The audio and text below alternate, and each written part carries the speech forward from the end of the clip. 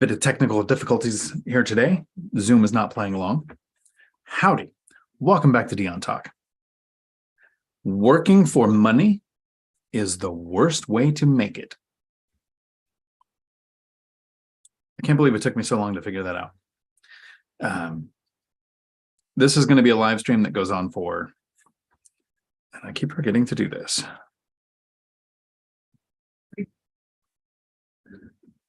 Working for money is the worst way to make it. And I can't believe it took me so long to figure that out. Recently, I was in a chat room, not finances, World of Warcraft. And I was talking with some people about how money's not real. And it dawned on me that in this community, in the one rental at a time community, in the financial independence, retire early, in the BiggerPockets community, we all use vernacular that just doesn't exist in the real world. And not only that, but people will argue points they don't understand. And never argue with people, because at a distance, nobody can tell who's the dumb one. And in that case, dumb just means uneducated. But I was actually just trying to explain to people who had no interest whatsoever in achieving financial freedom, just complaining that they didn't think it was possible, that working for money is the dumbest way to do it. Most of them, well, all of them, have jobs that I was talking to in this chat room, and were basing their gaming schedule around their ability to not be at work. And so I was just having this basic concept, and I came up with 8 reasons kind of on the fly of why you don't want to work for money. And I have a solution. In that chat room, no one wanted to hear the solution. I actually have 4 things that lead to the solution. So 8 problems with working for money, 4 ways to work towards the solution. This group of people probably wants to hear those 4 things. That group didn't, so I never even went over them. First, if you work for money, not everybody knows, this community usually does, but they had no idea that it is the most taxed income. And the concept of the more you earn, the more taxes you pay is right in the W-2 world, in the earned income bracket with the IRS and taxes, because we do not have a tax penalty system where they penalize you for making money. We have a tax incentive program where you are taxed less if you do what they want you to. And what our economy wants is growth and stability. So investing is taxed at less than, passive income from a stock portfolio is taxed less than earned income. So this, I didn't quite go into detail and explain the cash flow quadrant from Robert Kiyosaki, where you have a left side and a right side. And employees are taxed around 40%. Self-employed are taxed around 60% because you pay the employee tax and the employer tax, and you have Social Security and all these other things that get pulled out, union dues possibly. On the other side, you have a business that's taxed as capital gains. So currently less tax than earned income tax brackets.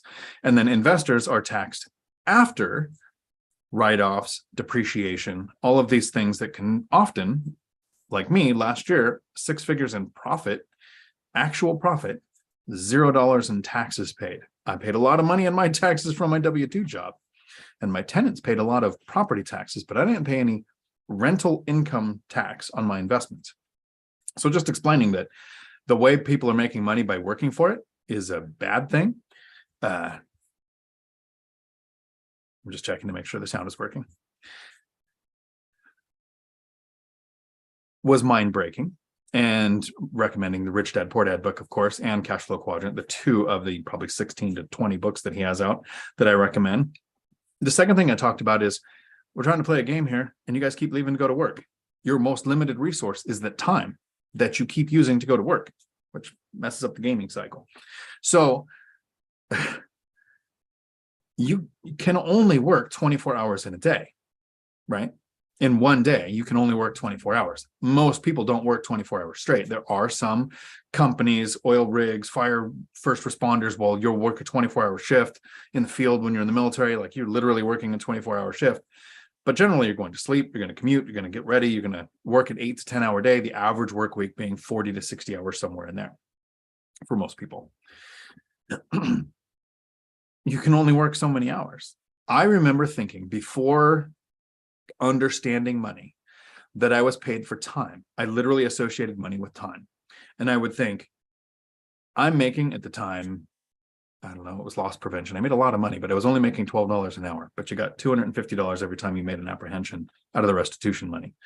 So I was making significant money, but my hourly wage wasn't very much.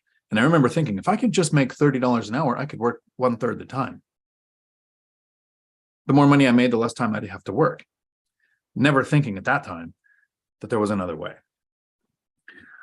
So it's taxed high, it's a limited resource, and everybody associates time with the limited resource. I've heard that on probably hundreds of videos. It's one of the benefits to watching my content is you're getting the filtered through investor format of thousands of hours of taking in content on different investing strategies. I actually have a huge list of YouTube channels I still listen to. But it's a limited resource because of your ability. I can't go out tomorrow and start getting paid $55 an hour as a union prevailing wage earning welder. Not without the 10,000 hour rule and the time it takes to become good at welding, maybe certification, courses, training, all of that effort to get the ability to make the money. Our ability to make the money is a limited resource. There are probably some people who can go out and become a great NBA player, and then go become a great golfer, and then go, take on different sports. But to be really good at something, you generally want to focus on one thing. So I've been a Marine, a cop, and a truck driver, and a parent. I guess that kind of counts as a job. It doesn't pay very much. But I haven't worked in the medical field. I haven't worked in tech and IT. So there's all these skills that if I wanted to make money in those fields, I would have to go and learn and develop. So I have a limited time resource, limited ability resource, limited ability to develop the skills to make the money. And so that's the third thing, is it's really all the limiting resources that we have because we're trying to work for money ourselves. The third problem with money, and this is something I got from my dad. I miss you, Dad, really. Loved him. He's a great guy, but I know where he's at now. He actually used to try to educate me and say, hard work is how you make money. He was an arborist, a tree climber, right? He owned a small business climbing trees to make money. And both my brothers started tree service. It's a family business to work your butt off. So I joined the Marine Corps because it was so much easier than the family business. And my family told me that anybody making money who isn't working hard for it is basically stealing. So if you have an office job, if you're not sweating when you're at work, I had to break that mindset to get out of that. That was a rough one. So that you have to work hard to make money. If that was true, if people were compensated for the difficulty of the work that they do, the coal miners would be the billionaires and not the other way around. The fourth problem with money, with working for money, is those skills I talked about, those limited resources to be able to make more money. A lot of people focus on, I want to do these things to make more money. They even actually start their career idea with, this is how I can do this. Jaspreet Singh from Minority Mindset says his parents told him, something he gets from his dad, like I got from my dad. His parents told him, you can either be a doctor or a failure. I probably got the quote wrong, but it was something like that.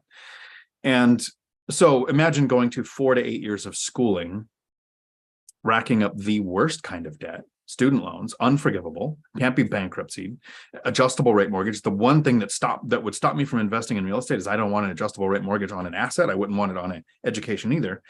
And so some people say, well, it's the trade school's the answer because it doesn't take the student loans, doesn't take so long. It's still a limited resource. What if you learn a trade that is then obsolete? Kind of like somebody that works in IT but hasn't had training in 2 years. What worked in IT 2 years ago is no longer relevant. Very fast changing industry. Kind of different than like getting your CDL and becoming a truck driver. Yes, automated trucks are on the rise, and probably 10 to 30 years down the road. Shipping and receiving can completely change. The trades, robotics are replacing some people. A lot of the skills that you can develop, you're still working a limited resource to earn the money. And so that's the fifth problem with money, is even going into the trades isn't the solution, because you're still using your time, your abilities, and your ability to learn a new trade. What if you spent 4 years learning at school or in an apprenticeship to find out you hate the job? Yes, we've probably all seen the TV shows where they go, okay, I finally got my medical degree and I can't stand the sight of blood, so they can't work in that field. Imagine becoming a truck driver and then finding out that you like to talk to people. That wasn't my problem, but I've seen people who have that problem, who don't like the isolation of being alone all day, which is amazing. I missed that part of the job when I went to the school. Here's the sixth problem with earning money that one of the people in the chat room was dealing with. You have no control. Look, do you understand right now that most people, as an employee, the government is your enemy, and not like conspiracy theory enemy? They're publicly saying, in order to fix inflation, we need to cause layoffs. We need to get the unemployment rate up. The government is literally on purpose publicly saying, we want to screw you over to save everybody. I'm from the government. We're here to help. Very scary words, right? Ronald Reagan said that. So you have no control. If your way of making money is selling your life 1 hour at a time, what do you do when nobody's buying? The seventh and eighth are really quick to sum up, and then I'll get to the 4 solutions. The seventh one, and this probably explains why I'm single. I can't stand the idea of having a boss, right? Or spouse, boss. I don't know. Spell it however you want to spell it. But your daily actions are judged by somebody who doesn't actually usually do your job or see the full bandwidth of what's on your plate.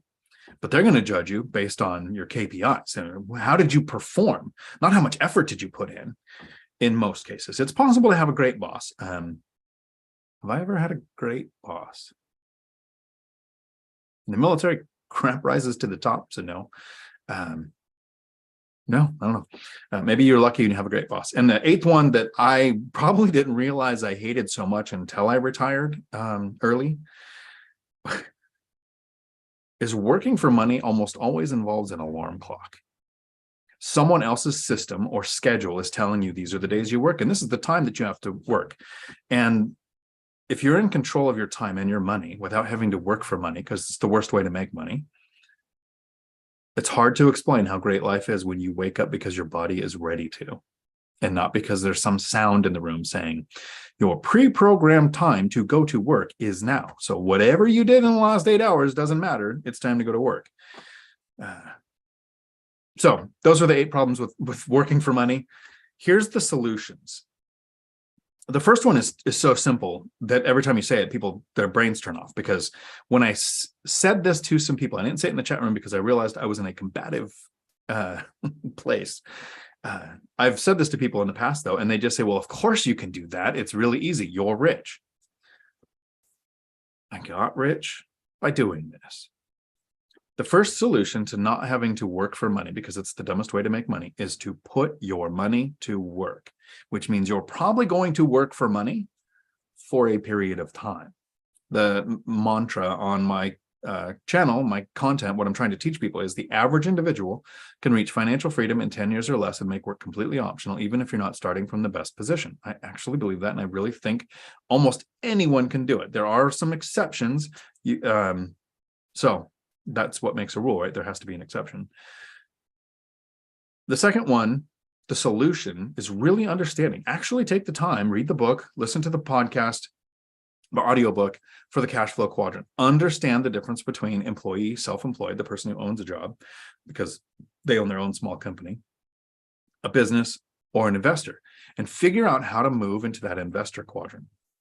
Even somebody who's running a business, and I don't want to call them out by name, but the people who own the CDL school that I worked at, right? They have a business that was doing really well. I helped grow the business over a decade, and they were making a lot of money, are making a lot of money. But if they didn't take that money and put it into assets that produced, that school is their only source of income. And it's still taxed more than investing income would be. So understanding that cash flow quadrant, even my friends who I would consider very well off should still be working on getting into that investing quadrant. The third thing is really understanding the difference between good and bad debt. Stop creating bad debt. If you're not comfortable with debt, study Dave Ramsey, figure out a way to invest where you don't use debt. I liked good debt. I liked understanding good debt. I like fixed rate debt. I like debt on an asset that is appreciating, produces more cash flow than it costs to have. I like diversifying in that asset class to cover the good debt. And the fourth solution to working for money is to understand leverage. You can lever someone's time. You can hire employees to do tasks that you either don't want to or are repetitive or aren't high value enough that you could be doing things that make more money with your time. So starting and growing a business with the goal of getting to the point where somebody else runs the day-to-day so you can have time freedom. Leverage with stocks. Not my recommendation, not the way I did it. So I don't understand enough of it, but I know that you can use margin to invest in stocks, which is almost always why I hear about people going broke in stocks. But there is also leverage with real estate, where you can buy a property for $100,000 or you can put $20,000 down on 5 properties and you can diversify. Instead of having one, you can have 5 that are spread out, pulling tenants from different locations. You have a leverage from the bank as a form of asset protection because they're in first position on those properties. And while it might take you a while to save up $100,000, if you saved up 20 to get the first rental, saving up the next 20 is a little faster, and then a little faster, and then the income snowball comes, it kicks in, and it starts to go a lot faster. So I found 8 problems with working for money, 4 solutions that I didn't talk about in that chat room, but I really wanted to. And I hope that in this community, most of what I just said actually didn't need to be explained, because it's the thing we're all studying. We're trying to understand money this way. Don't go anywhere. It's not the end of the live stream. I'm trying to get those ready. I forget every time I start the video. I'm trying to get some of those so I can pull out and make the shorter videos. So that would be a 16-minute video when I was shooting for 10. So missed it. I'm going to get to the howdies and the hellos. And my goal tonight is to answer all of the questions that come in. I believe next week is the Tacoma FI meetup in person, and it would be a shorter version of the live stream so that I can make it there on time. But what I want to do first is go through. I see that we had somebody who became a member, but it went away. So F Shy, I think I said that right. Howdy, welcome to the group. And then Tom Kine, member of the month. This is a great question. Do you miss work? Every now and then I talk with some friends who still have jobs. I have a friend that I've known for a long time, and we hang out at least once a week. I go over to his house or we go out and eat or something, and he still has a job. I didn't really feel retired until I realized the schedule that almost everyone I know is still trapped in. I don't miss that. And it's a good question, Tom. I wish I could say, oh yes, the human interaction is I really no. Have you met people? And this not having an alarm clock, I think it's why one of the reasons why, if you read the statistics, a lot of people who retire pass away within a couple of years. And that's because normal retirement age is in your 60s, right? So at that point, you're going to start hitting the average lifespan at some point. The people who retire early, almost all of them that I interact with become more healthy. And it could be you change your eating habits, you have more time to prepare your food or even think about your food. You're not trying to think. I've had two meals from fast food restaurants since I retired. And when I was working, it was probably 7 a week, maybe. Not really 7, because 2 or 3 would be regular restaurants. So 4 fast food things a week. I'm not saying fast food is the reason that people die, but just more time to go and enjoy food and eat healthier. And I'm not one of those kind of people, Tom, that ever felt purpose in their job. I think if you have to be compensated for what you feel purpose in,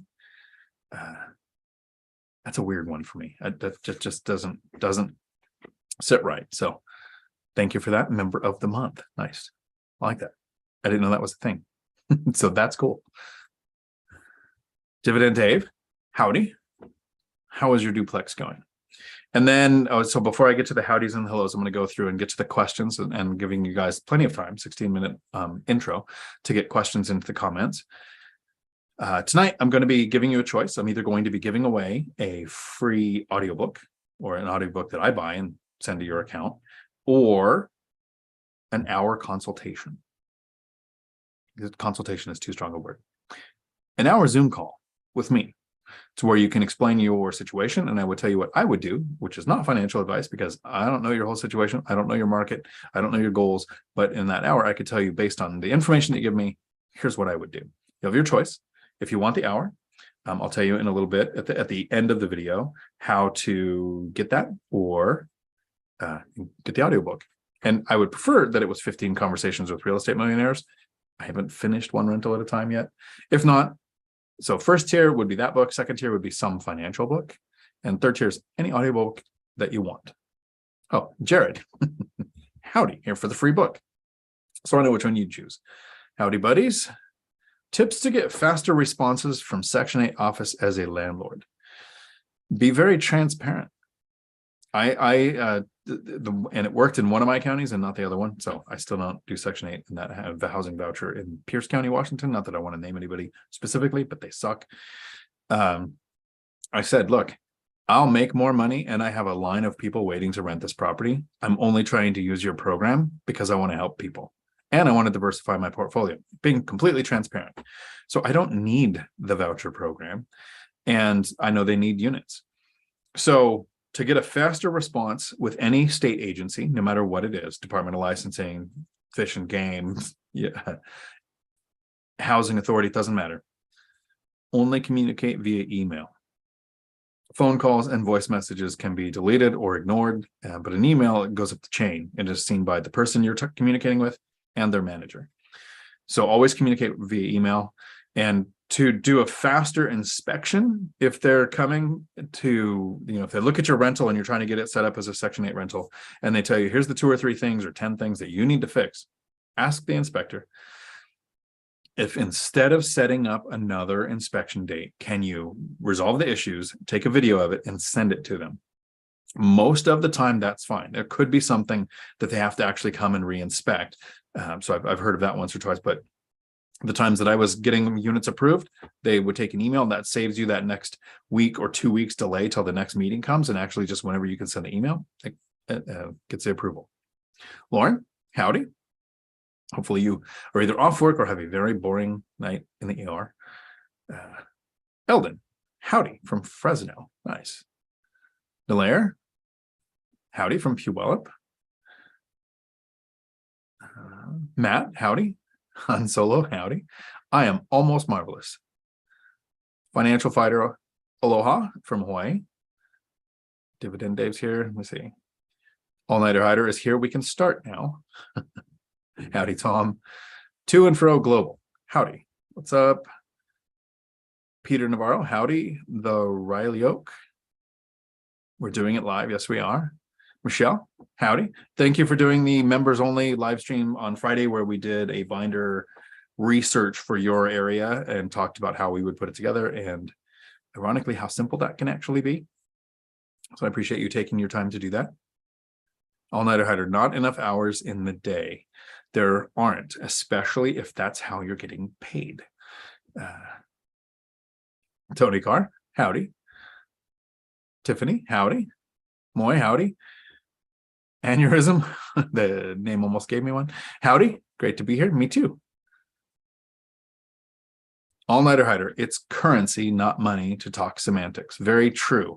And the concept that I like with calling money currency or whatever you call it, I'm not one of those picky guys. I know I've been a truck driver. It's one of the first times I've called myself that, I think, in my life. But I've never really called myself a truck driver. But I could open the hood and see the label on the side of the engine and not be able to tell you anything about it. But I can get in the truck and drive it for 5 minutes and then know how to drive that truck. And I called it a gas pedal. Every doofus out there that's in truck driving, oh, it's a diesel pedal. Anyway, sorry, that's a thing that always bothered me. But with currency and money, currency it has a current to it. It only has value when it's moving. Lumberjack landlord, Howdy. Thanks for hanging out with us tonight. Me ruining the WoW chat room. Actually, I probably did. Yeah. So here we have several people who are in the chat who are financially free and are in control of their schedule. Some of them still choose to work. And we have people who are working towards financial freedom. That chat room was people who will probably never pursue it, never think it's real, think anybody who did it ripped off the system, and they didn't want to hear it. Michelle, I just found out I am at the bottom of your tax bracket and paying so much. Yeah. I'm trying to think. Yeah. I like the idea of taxes. I know we have certain things that need to happen. I like that there's property tax that supports schools and first responders and roads and all that kind of stuff.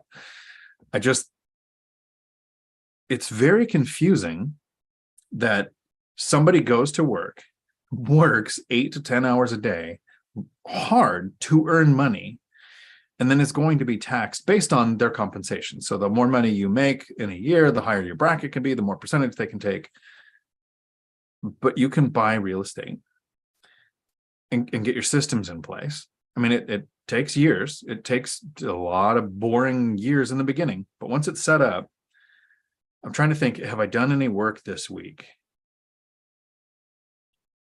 Last week, I went and painted a ceiling in one of my rentals. It was a very non-lazy day. So that took probably 30 minutes. It was really quick. Just one room ceiling, not the whole place. And I'm making twice what I ever made at any job I've ever had. I'm making more money than I made at the last couple of years running the CDL school. It just doesn't seem fair. It really doesn't. Life isn't fair. We have an incentive program. The current system wants there to be housing for people to live in. So it incentivizes you to make money off of an asset, which took saving the money, purchasing the asset, repairing the asset, getting leases in place, finding and screening tenants, providing this place, to not pay any taxes. This is so weird. John, Texas, howdy. When you used apartments to list your properties, did you use the premium service? No. Also, why do you prefer Hemlane to apartments? Thanks. So I didn't use the premium service. I was going for free. I'm using the Hemlane service because it posts on more platforms. You put the information in one time and then the information goes out to a bunch of platforms. It was fairly easy. And putting the information in once instead of going to apartments and then going to, Zillow and then going to whatever. And I know Zillow's on like 3 platforms and apartments is, I think, 2 or 3, but Hemlane had 29. I mean, it might be 30, but I think it was 29 when I was looking at it.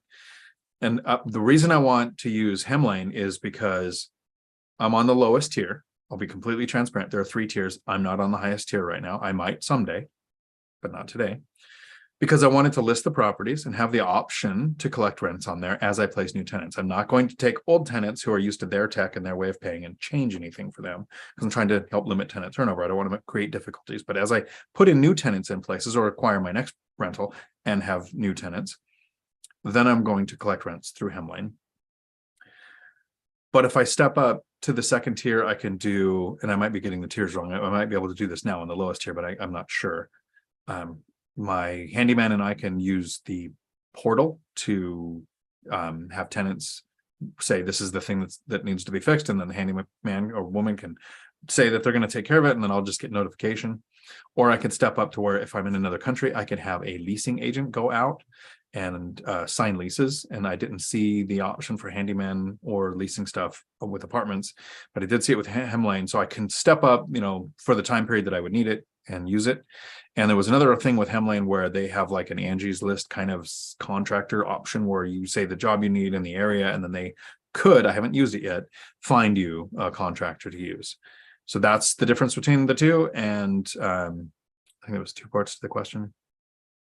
Yeah, I didn't use the premium with apartments because I just wanted to list it and I wasn't looking for anything else. Then I saw a super chat pop up somewhere. Dividend Dave, thank you. I appreciate that. The best way to pay less taxes is just report less income. I may get audited this year. Yes, okay. Yeah, nobody heard that. Although it's so weird So with W-2 income, yes, there is motivation to lie, risk prison, the ultimate house hack, and a good retirement strategy for some people. But when it comes to investing in real estate, like, here's how great the system is. It's set up to make me want to report all of the income because that makes me more bankable for the next loan. And with depreciation and write-offs, I'm still, even though I report every single penny that comes in, I'm still not paying any money in taxes. Yeah, there's someday where eventually there'll be a big enough gap between mortgages and rental income, and depreciation schedules might have run out, and I might make so much money I have to pay taxes. That would be so terrible, right? That would be amazing to be in that terrible position someday. But if you're reporting the income and you're not paying any taxes because of depreciation and write-offs, how does that make you bankable?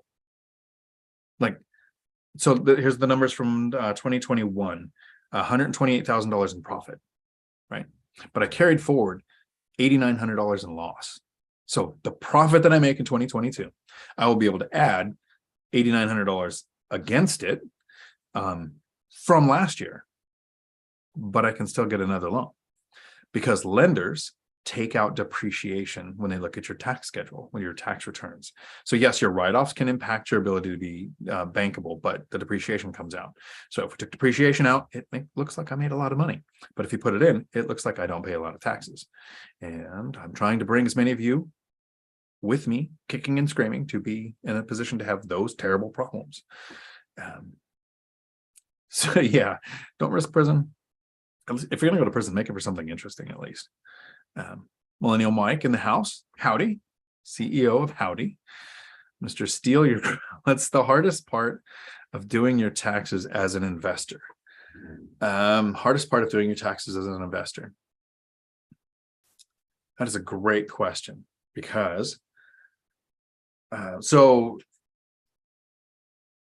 someday, if I do a cost segregation study, that might involve a little bit of work on my part, especially if I do the do-it-yourself one that the Lumberjack Landlord has the link for. I have a spreadsheet, and I got an email from somebody. I need to send my spreadsheet to them, and so hopefully if they're watching, I just now remembered that I have to do that. It has two tabs, one tab for income, one tab for expenses. The hardest part was getting it set up and going, to the CPA and saying, what columns do you need? And understanding that, to me, it was like, okay, so here was the expense, and maybe here was where the expense went. But what they need is, here's the expense, here's where you spent the money at, here's the amount of the tax that was paid, because that gets you a different write-off than the money that you spent on the item. The tax is a different type of write-off.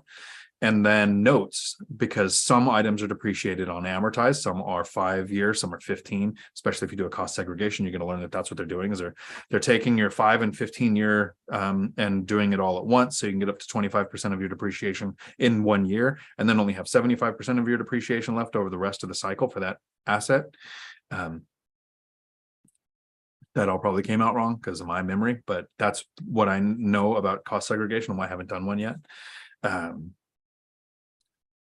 Getting that spreadsheet set up the first time and having that conversation with the CPA when I didn't know what they needed, that was a challenge. But since then, I've got a box the receipts go with. There's a box. It's not a file. It's just a box. I throw them in there. If I'm ever audited, I'm just going to hand the box to our IRS guy or girl, and I send the CPA the spreadsheet. It's, as soon as you own a rental, I recommend hiring a pro. Because there's different types of depreciation that I don't even want to have to understand how they work. So, and Lumberjack Landlord handing the spreadsheet to your accountant. Exactly. That was, I'm trying to think, there has to be something hard with taxes. Remembering to get receipts. Since it's my money, if I lose a receipt, I sit back and I go, that's stupid. When I worked for the truck driving school, and all the managers had credit cards and expense accounts, and you lose a receipt, it is like the end of the world. Like, I know that they are still losing sleep, the managers, if they think they lost a receipt. Almost makes me want to just tear some up and throw them away and just say, I lost $17 in write-offs. Oh no. And then not care. Dividend Dave. Thank you for this.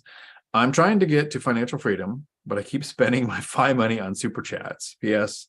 Report all income seriously. Of course, especially working in the industry that you do. Report all income. And then let me see where I was here.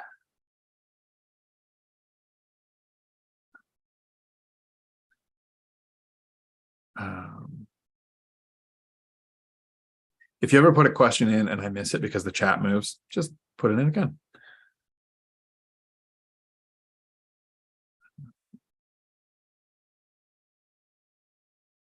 Peter Navarro, I think I answered this question. How do you avoid paying rental income taxes? So the best thing about rentals, Peter, is you get, if you work at a job, and I hesitate because I'm going to butcher this, and this is information I learned from Robert Kiyosaki. So if you read Rich Dad Poor Dad or listen to Cash Flow Quadrant, you are going to learn a more eloquent version of what I'm about to say. But a worker at a W-2 job earns the money, pays taxes, and then gets paid. So you get paid what's left after taxes. A business earns the money, spends the money on everything they can for the business, and then pays taxes on what's left, right? So you pay less taxes. It's around 20% for capital gains after write-offs. A real estate investor and some other investors, because there's probably other assets that have depreciation that I'm not educated in, so I don't talk about them, but I do talk about real estate. You get to earn the money, you're going to get paid the rent, you get to take all the write-offs, so things that you spent on the rentals, and let your CPA know what they are, because some of them are amortized write-offs, some of them are immediate write-offs, some of them are all phrases I don't want to know what they mean. CPA does their job. And on top of, like a business, you then get to depreciate. You get to go to the government and say, I totally understand that my properties went up 24% in my market, but they're a year older. So the buildings, the structures have lost 27.5, I have no idea how to say that, but it's 27.5 years worth of value. Every year you get to lose one of those against your income. And in the first generally 10 to 20 years of investing, if you're using leverage, which I'm not saying use leverage to avoid taxes, but I'd rather make so much money that I had to pay taxes than have a write-off paying interest to avoid taxes. But with the write-offs of, of the interest, taxes, insurance, depreciation, and write-offs, I still haven't paid a penny in rental income tax. I always want to say that like it's a secret, but I'm trying to shout it at the top of the mountain saying, hey, you don't have to do this. I paid tens of thousands of dollars in W-2 taxes. And my tenants pay a lot of property taxes. All-nighter hider. Hopefully one of them will get the spark you were throwing out there and start learning, or at least reach out and ask a question. It would be great. Chris, howdy. It's so hard to make the first step, though, especially without systems and automations and routines. Very much so. So taking in content helps, learning things help. My first several years were terrible because I didn't self-educate. So self-educating yourself is very important. At some point, as you do the steps to get started, it makes sense to go to the next one, right? It's kind of hard to work on your credit score if you're creating bad debt. So the first step is learning how to save, which is increase your income, decrease your expenses, increase that gap. Once you learn how to increase that gap, it kind of makes sense to go, how do I fix my credit? Then you go to the credit. Once you get your credit score up, it actually makes sense to go to a lender and say, what are my options? What can I actually do with my credit score and my savings rate and my work history? What are my things? They might go, you're not lendable. And then you go, okay, cool. So I need to go learn about DSCR loans or asset-based lending or seller financing, something where the lender's not an option, but you won't know that until you go through those steps. So keep doing the steps that you're on, and it will just kind of make sense. And as you study your market, Zuber said this today during the Three Amigos. It was really cool. It really hit me. He said, once you know your market, once you have your average down, right? The good deal is going to stand out like a beacon, like a flashlight right in your eyes. You're going to be like, oh, that's the one I should be making an offer on. And it will just make sense to go to the next step. And then, so Chris, to get the systems in place, I wish I had this mentality when I first started. I didn't develop this till the last couple of years, but here's a sentence. And if you can, write this down. Treat your properties like you have 100 and treat your tenants like you only have 1. When you buy that first rental, how are you going to manage it? How would you manage it if you had 100 of them?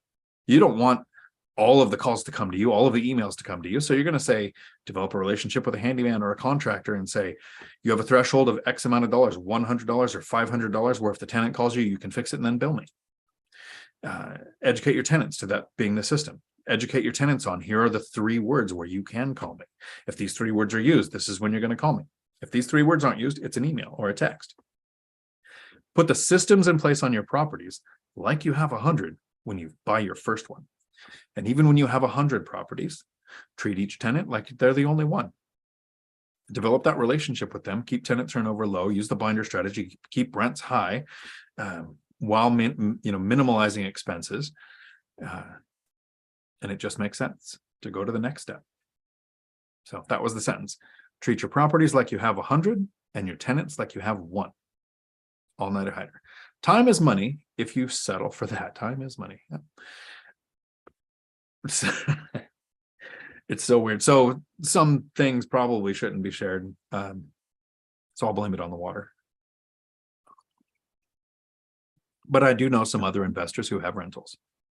And some of us, that first week of the month, send kind of funny texts back and forth on how interesting this week is to watch the account go up, mortgage goes out, rent goes up, go up. And it's just like plays vertical pong, but keeps going up for that 1 week of the month, generally, if that's how your leases are set up. Phil, howdy. Thank you for the super chat. I see you do this. These super chats are deductible. Good thing super chats are deductible. They are too. And then I want to make sure I'm not missing a question here. I appreciate that. I do appreciate all the super chats, and the Lumberjack Landlord, Millennial Mike, Zuber, us that have channels that do these live streams and try to share the information. We don't need the money from the super chat, but we thank you for them because it actually tells YouTube, hey, somebody likes this content so much they're going to send a couple bucks, which makes them maybe share it with more people. Then that is appreciated. Brock, howdy. Good evening. How much lower of an interest rate would you need to quoted to a refinance a property? So kind of math and your intent.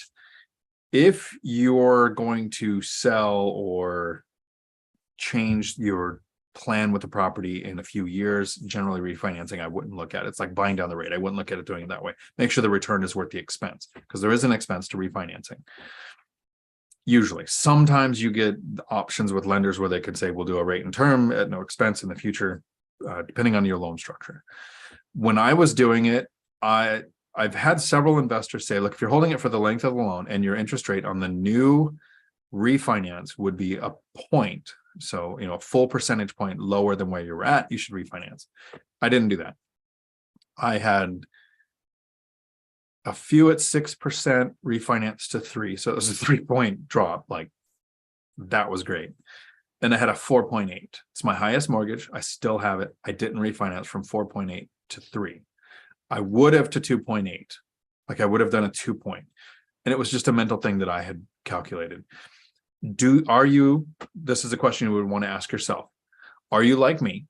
And you absolutely don't care if a property's ever paid off. I would do 1,000-year mortgages as long as it cash flowed. Some people aren't like me, and there's something about having paid off properties that makes them think that'll be a better retirement. I don't care. It's actually not going to improve the cash flow much once the mortgage is paid off, because we'll be at the end of the depreciation schedule and we won't have interest to write off. So the taxes are going to replace what the mortgage was to a large extent, not the whole thing. So it's not as big of a thing to have it paid off for me. So I don't ever care. But if you're 10 or 15 years into a mortgage and you can refinance for 1 percentage point and reset the 30 years, is it worth it? Like, you have to kind of run the math on all of the equations based on your goals. So for me, I didn't care how long it reset the mortgages. I just looked at, what will this do to my monthly cash flow? And that was one of the reasons why I have rentals that are over $1,000 a door in cash flow coming in. Ninja Vanish, howdy. Tom, you are tired of working at least for a job you don't enjoy. The one thing I miss, I think, about being a driver is audiobooks. You get paid to sit in a truck and listen to audiobooks. Find books that you enjoy. John L., howdy. Thank you. Julie, howdy. All-nighter hider. I'm tired of working for other people. Yes. I'm self-employed, but I work in other people's properties when I need to be fixing yours. Yeah. You never want to ride in a mechanic's car, right? And most of the contractors I know do better work at the job sites they go to than their own place. Chester, howdy. I wouldn't miss it. I'd find a new purpose and an accountability buddy. Yeah, there's something I like from Joe Kuhn, Kuhn, here on YouTube. He retired using stock. So he has the bucket method, very different investing strategy than what I did. And he talks about every Friday he gets together with a group of people and they talk kind of like an accountability, but a retirement thing to make sure they're on track. For me, it's the REI Avengers, Millennial Mike, Zuber, Matt, people like Beth in this realm, investing, understanding the terminology. And it's not even really quantifiable, the benefit, because my brain says, don't talk or do things that you wouldn't want to have to explain to the people who have reached financial freedom. Kind of like when you first start investing and you're thinking, I could totally go buy this rental property, but I want this really nice Escalade first. And you buy the Escalade.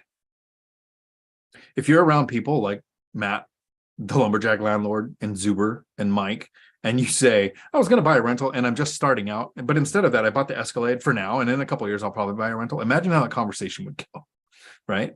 So you don't do dumb things. It's that one rental at a time, audit your network rule. The more people you have around you, the more accountability buddies, the more people you talk and chat like this and you say things.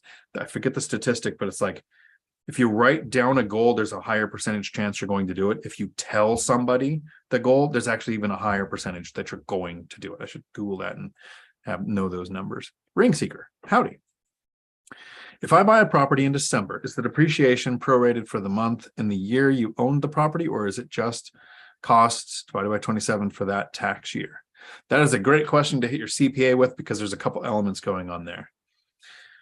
So the depreciation schedule can hit income. Did you have income if you only closed on it in December? And yes, you can carry losses forward, but there's like several levels of what it would qualify for depreciation, and if you can use bonus depreciation, and whether you're a real estate professional, and how many months out of the year you've owned it. It's definitely that's literally a CPA question. Let me see, did I ever close? Almost all my deals have closed in the winter, but I don't know. The thing that will benefit you to do it in December is the write-offs for the purchase that are on the closing documents. So the expenses for purchasing the property are write-offs also. So those are benefits, because I remember my CPA saying, if you bought this year, make sure I get the first 2 pages of your closing documents, because it has everything on there. They know what parts of those are a write-off and what aren't. I don't even know what was a write-off. I just know giving it to them was the best route. So I would recommend that. Give the first 2 pages to them, because whether it's depreciation or not, it's parts of the purchase will be a write-off. Laura, howdy. Another 12-hour workday. Your W-2 job allows you to save money for your next investment. So, right, the purpose of the video at the very beginning, the first 16 minutes, wasn't don't work for money. It was working for money is the worst way to make it. We all work for money for a period of time. Not all. It's people with inheritances or like, I know he's working for it. Cody and Christian multifamily strategies. Cody doesn't have a job, but he's working for his money. He is learning the skill set to do the seller financing, to find the deal. So he's definitely working for it.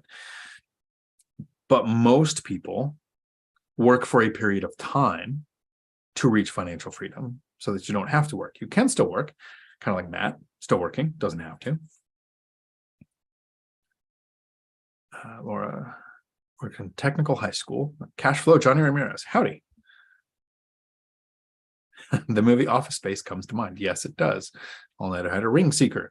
Not sure if my message showed up. Here it is. So I posted again. Thank you. Please ignore if answered. If you buy a property and it's okay. So it did show up. Cool. Thank you.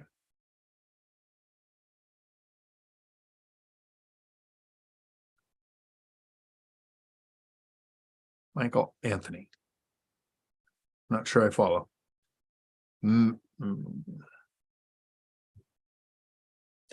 Motley. Howdy. Selling my business this month and I'll be 100% real estate from here on out. Awesome. Congratulations. I would hope, and they don't watch my content, so I don't think there's any fear of them seeing this, but that the people that own the CDLs will get to a point where they could do the same thing. Because businesses are great. They're running a very successful business, but it is subject to regulation, legislation, the economic climate of every year. I'm hoping that they take their money. So far they have 2 duplexes. They got one in Arizona and then another duplex and then a single family rental. And so they're starting to build non-business related income. So congratulations on your sale. All-nighter hider. Debt that the repayment can be outsourced to the tenants. Exactly. Chester. I realize the goals are from our formative years on, the reason why we have purpose and motivation. Think about our grade school teachers. What do you want to be when you grow up? Yep, that you run into a 7-year-old. Oh, what do you want to be when you grow up? That starts with all of us at a young age, right? It's a subtle way of asking kids, what is your long-term goal? And gets the goal-setting process started early. Long story short, set long-term goals and a plan to achieve them. Yeah, fair bit of thinking. Yeah. So the other thing with parenting, when you're asking kids, what do you want to be when you grow up, is you're always looking for leverage. Kid wants a gaming system. Sure, I'll get it in a month if these things are done. Good grades, clean room, whatever the deal is. Don't sell your sister, whatever. But it comes into what do you want to be? Okay, great. If you want that, these are the grades, or this is the volunteer work you're going to need to do, or this is the thing. So you're looking for the leverage to negotiate with your kid to make them do better. John, house hacking is incredible. Absolutely love living for free and getting cash flow. I want to say it's the #1 reason why I was able to retire as fast as I did. And from the position I was in to the position I'm in now. It isn't for everybody. I had young kids. I didn't have a spouse, so it was actually kind of easier to make the decision. If you have a spouse, you both have to want to go in the same direction. And there are versions of house hacking that don't involve you sharing walls with anybody. You can buy a house with an ADU. I have 2 friends bought an RV, moved into the RV on the back of their property, Airbnb'd out the house. Like there's a version of house hacking where you don't have to live with people or even have your garage touch their garage. And still, a lot of people will find a reason why they can't do it. All-nighter hider. There was a time you only planned week by week. I thought that's where they were going with RIP. And you'll only understand this if you watch. He thinks about today and tomorrow. Doesn't worry about yesterday. I thought he was going to say, I also don't worry about next week. That's way too far in the future. Greg, howdy. I've noticed more poorly priced housing sitting on the MLS. Only the value of the property are moving. Some are being pulled out of the listing. I think we'll see above average spring dump of inventory in 23. I hope so. And we had predictions this morning on the One Rental at a Time channel. And Matt predicts housing going down in 2023. I think 5 to 10%. And Zuber predicts flat, and I predict it going up. And I actually got attacked in the comments by a couple people that said, you know, I'm crazy. There's no way housing can go up, which is exactly what I was saying in 2018. Interest rates in 2018 went all the way up to 6%. I purchased a duplex in 2018 at 6% interest. And I remember talking to some friends who were long-term investors thinking, interest rates have come up so high and prices are so high. By 2019, prices have to come down. People can't keep affording these prices with these high interest rates. And that's not how this works at all. Higher interest rates doesn't mean prices come down. transactions go down. We see a crash in transactions. We are seeing a crash in transactions. I hope lumberjack landlord is right. I would like to buy properties next year at 5 or 10% discount of where we are now, which is off the peak of 30% increase in our area, 24%, 30% in Seattle, 2 years in a row. So if we come down 5 or 10, we're still up only 60% or whatever. It's not, that's a bad math. 30%, we're still up 30% from 2020. So it didn't do anybody any good to wait the last 2 years to buy, to try to time the market. So I hope he's right. I just don't see it. Chester, good evening. Jones, howdy. It has been a while. All night hider. Now I plan for decades and for private trust structures, prosperity for my kids. Me too. Wombat Striker, howdy. At the risk of being classified as your troll by often mentioning stocks, which isn't my goal, would say that stocks allow you to leverage the power of thousands of other people's time. Yes, and I say this often because I don't want to ever say real estate is the way, because there's no one right way to reach financial freedom, but there is a one right way for you. And for some people, it is stocks. There are some people who should never own a rental, not even with property management. They shouldn't do it. They just can't handle the stress of, I can get a call tomorrow that says your roots have completely gone through your sewer lines and it's going to be $20,000 to fix. I'm going to go, tenants have put $50,000 into that reserve account. Tenants are paying $20,000 to fix that sewer problem and not bat an eye. There are some people who can't get their mind wrapped around that and they would think, it's going to cost me 20 grand, $20,000 for sewer? Are you crazy? Not the person who should own rentals.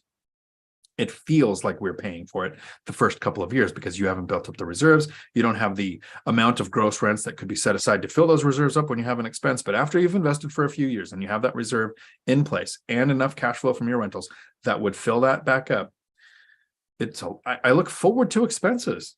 Like I'm looking at all my rentals going, which one needs a roof?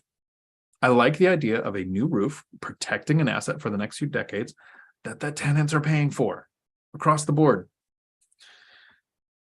Yeah. I've done a few videos on why real estate, not stocks for me, and I'm probably going to do another one. The biggest comparison is how much money I have invested in real estate to produce in this year. I have one tenant whose rent's due on the 8th. So if she doesn't pay it, my numbers can be off. But the profit for 2022 is $203,000. And right now I have $0 invested in real estate. Nothing. Like it's paid me back to $320,000 I invested over the last decade. And that's sitting in an account. So when I invest that in the next property, then I'm back into that amount. But if I didn't right now, if I just stopped and I just kept that money, I have all my money back. To get $203,000 out of stocks, using the 4% rule, that's a lot of math. So Matt should be here to answer that. It would be significantly more invested in stocks than what I have in real estate. And they don't excite me. If rentals don't excite you, stocks are the way to go. And that's why I try in almost every video to talk about the three main paths. You can invest in stocks and either use dividends or the 4% rule or the 25% multiplier of your cost of living, or you can start and grow a business, or you can do real estate. And in all three of those, there's like 100 ways, even more ways to invest in that asset class. Theo, howdy, 1 hour Zoom is priceless. I'm trying to think of how much it would, like, I've had a few people reach out and say, hey, can we just have a call? I want to have a call with you. And when I first started doing YouTube, I was like, yeah, let's do that. And then it turned into like 20 plus hours a week when I was working and investing and raising kids. And I was like, no, it's not going to happen. So since I've stopped taking calls and I've given some away, I try to give one away every couple of weeks or so. I'm trying to think of what is the monetary amount of money, what is the value that it would take me to say, okay, I will sell my hour to you for an amount of money. Because it would do two things. One, I don't need the money. Two, I don't want to feel like I'm taking money from somebody to try to help them. And three, I'm not stupid. So if it was enough money, I would probably say yes, which makes me a greedy human. It's very confusing. So I haven't done that yet. I haven't done the let's pay for time. So I like giving them away. Wombat Striker, though financial leverage does certainly tend to be more risky in that asset class, right? So margin can be called, but so can debt with commercial lending and having a loan reevaluation period. They can either call the debt or make you write a check to cover the gap that they need. An adjustable rate can change debt. So that's one of the reasons why there's no one right way, but the one right way for me was fixed rate debt that doesn't have a loan reevaluation period. Kind of pinching to hold myself into that, but it was so I could sleep at night. I don't have any adjustable rate debt. I can handle a 50% rent drop when we've never seen a rent drop market-wide since we've started tracking the data. Dividend Dave. My duplex is doing better now that we're here, but it's a process. It definitely is. Chester, to your point about people retiring and passing shortly thereafter, I know a couple in their 80s who are lively and active to this day, and a couple who both passed each at 65 after retiring from work. Right. So it's at that age bracket, it's more likely to have health concerns than if you retire at 30. But at 30, you can actually, once you're retired and don't have a work schedule, you can eat better, focus on your health. Tom, if you don't want the hour, give it to me. I like hanging out with Dion anyways. We had an hour. It was good. Julie, I'm a registered nurse. I've been at home with my small kids. I don't miss the stress of the job, but I miss meeting new people and all the crazy stories that come with the job. Yeah, so the social interaction, maybe there's a different way for you to get social interaction that doesn't come from having to go to work. Join a Zumba class. I'm not actually sure what that is. It's not a spinning class. It's got to be a workout thing. Chester, have goals to give your life purpose, and meeting seems to be the key to life. Nice. Christian, howdy. From Paso Robles, California. Nice. I'm very sorry you live in California, but nice to see you. Christoph, howdy. Scott, howdy. Good evening from Berea, Kentucky. Nice. Raj, howdy. How's life going for me? My life is going bizarrely, weirdly well. Like, hard to put into words. I'm not going to say I have regret for not retiring 4 years sooner than I did. Now that I realize what life can be, it's I don't know that we can process it while we're working, but while we're working, we just have different things that are important.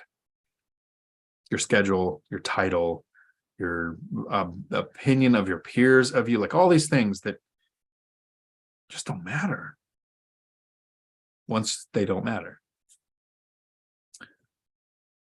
Angie, howdy. Joshua, howdy. Love your content and appreciate your time. I know you live and invest in the Pacific Northwest. How do you deal with Sasquatches in the area? Do you have a disclosure in your leases?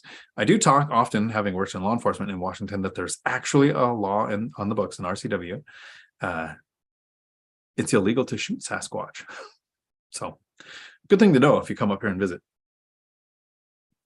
Scott, because I'm on the spectrum, technically it's called an accelerator. It covers the fuel types, and it's exactly. See, so the term is pedantic. Tony, howdy. Howdy, Drac 13. I haven't made a Drac there yet. 10-second commercial for World of Warcraft. They actually did a really good expansion this year, one of the first good ones in probably 6 years. Larry Chong, howdy. Any advice how I can leverage my relationships to find a co-signer amongst W-2 friends to help me buy small multifamily? I'll put up 100,000 or 25% down with a big reserve fund. Audit your network, find the people looking for a place to put money to work, and educate them on your knowledge of your asset class. That would be my advice for that. I have a friend who is looking to be a hard money lender, so I've been trying to connect him with a couple of people, and eventually that match will happen. What makes you need a co-signer if you have $100,000 or you're going to do 25% down? Is it that you have 10 mortgages in your name and you're looking to use their residential lending? Is it you don't have W-2 income or consistent income, or you've changed fields, or all of the reasons why you couldn't be the good signer or a bad? So everything I've said so far, DSCR asset base would work. If it's because your credit score got borked because of a divorce or something, then a cosigner might be the best way to go, and that's what I would do. Find the people who are looking to put money to work. There are probably local groups of investors, hard money lender groups, local REI meetups looking for people looking for partnerships. But I would need to know what your reasoning is for wanting a partner. And it's kind of a knee-jerk reaction, Larry, because I'm not a people person. So I wouldn't want to invest in most cases with somebody. But I'm sure there's ways to do it. Dividend Dave. There's currency. Is there also a current A and current B? Nice. Did you know that every device in your house runs on direct current, even if it's plugged into the wall? It hits a diode, which then hits a capacitor, which is DC. Tom Klein, howdy. Again, I think income tax should be replaced by sales tax, and they could actually tax the rich with luxury taxes. Yeah, and states try to do a balance of that. I know California, I think it's like you have sales tax and income tax. Oregon, you have you have income tax, but no sales tax. In Washington, you have no income tax, but you have sales tax. So it depends also on the state's desire to pull in companies. Esther, can't wait to retire. I believe your husband is retiring this month, right? So again, congratulations. Yeah, that's a cool thing. More time to focus on your guys' rentals and buying something here in my area. I think you guys are hunting in Tacoma. Angine, what is the name of the app you use to find handyman? So to find handyman, I went to local REI meetups and used my network. To find contractors, I use the Thumbtack app, like a thumbtack you stick in the wall. Thumbtack. There might be handyman on there, but I've done it for like projects of have a fence built. Found my roofer on there. What else did I do through Thumbtack? Arborist. Found it. That's funny because I got two brothers and I had a dad that owned tree services, and I had to find an arborist because I'm not touching a chainsaw ever again in my life, or a rake. Actually, that's not true. I raked a roof a while ago. Yeah, so Thumbtack app. All-nighter hider. The government doesn't provide housing, so there's tax incentives for those that do. There you go. There have been governments who have provided housing, and then the country completely failed. Michelle, thank you. Love the practice too. I love the practice too. We ran into a couple of issues with the binder that it was good to kind of like stream of consciousness work its way through. Success is a journey. Howdy. I love it. Real estate is the clothing that financing wears. It's just a numbers game, so have to make the math work in our favor. Exactly. We did a video, Three Amigos video today, on how to run the numbers on a rental. And Matt gave his version, and then Zuber gave his version, and then I kind of did an uneducated reversion of it. And then I talked about things that are not often talked about when running the numbers on a rental. Everybody, myself included, Matt and Zuber, and all of the content creators I've ever watched, when we talk running the numbers on a rental, it's always, what's my yield going to be? These are my expenses. This is my income. This is how I calculate that. So we went over all that. That is in the video. And then we added 3 numbers to look at that I've never heard in any other video. That video will be coming out Thursday. Unless I get too much World of Warcraft in me. Then I'll do a live stream on Thursday because it doesn't need to be edited. No, it should come out Thursday.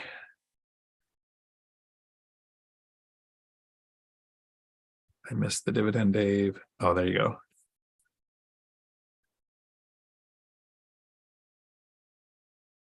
Nurses don't retire. You just go to PRN. Nice. Neil in the house. Here we can start now. Ashley, howdy. That's my goal, closing on my first duplex now. Congratulations. That's amazing.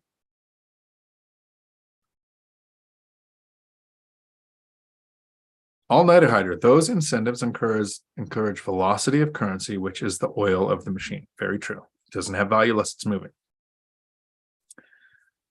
My chat moved.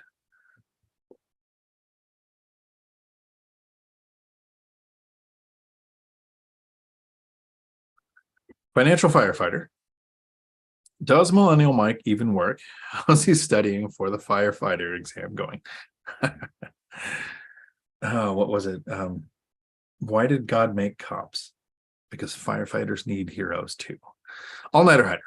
All two of that spreadsheet. Exactly. Sierra Smith. Howdy. Do you keep all your rental income and expenses in a separate banking account from your personal? That is a beautiful question. I appreciate it. Hopefully you're still here because I'm trying to get through these as quick as I can. But I try not to get through them too quick to where there's none left, because then we have to end the live stream and I want it to keep going. Sierra, here's what my business looks like. 16 rental units on 7 properties. 6 of them have mortgages. So that's the layout of the portfolio.